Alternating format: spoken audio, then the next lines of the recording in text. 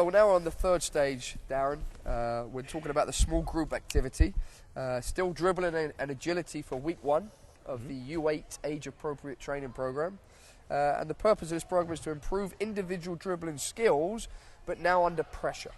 Sure, and within the grid that you'll see with the coach right now, there's different forms of pressure. One of them are the gates that you can see, and the competition is they're going to try to dribble around and try to score in as many of those gates as they can dribbling. And again, our coaching points, the coordination, the dribbling, the change of speed to get to as many of these gates as they can, their agility, and vision, Gary. Well, I think the vision is massive now, especially when you're talking about gates everywhere, Darren, because they've got to look for where they're going to go next. And they can't go back to the same gate they went through.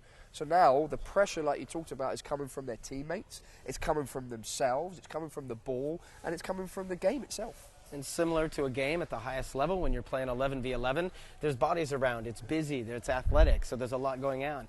You have to get your head up. You have to have ball control. Again, you have to use all surfaces of your feet. And let's not forget smiles on your face in a little competitive environment. So the area is a 20 by 20 yard area.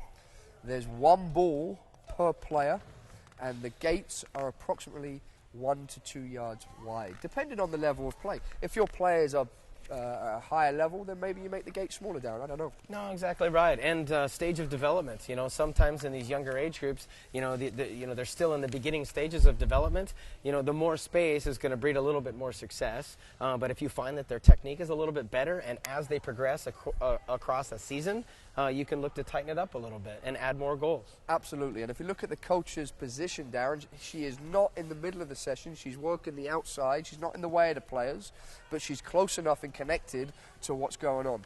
No, exactly. And again, there's enthusiasm. As you can see in the players right now, as we progress into this activity, you can see that they get a little more serious on their faces.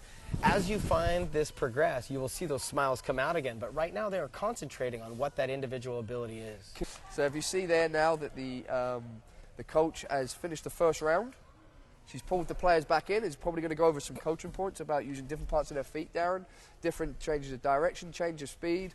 And most importantly, keeping their head up in a tight grid. There's lots of bodies, there's lots of cones, there's lots of different variables within the game that if they don't have their head up and they don't have their body open to the game, they're not going to see, and we could have some bonked heads, if you know what I mean. And safety is always a concern.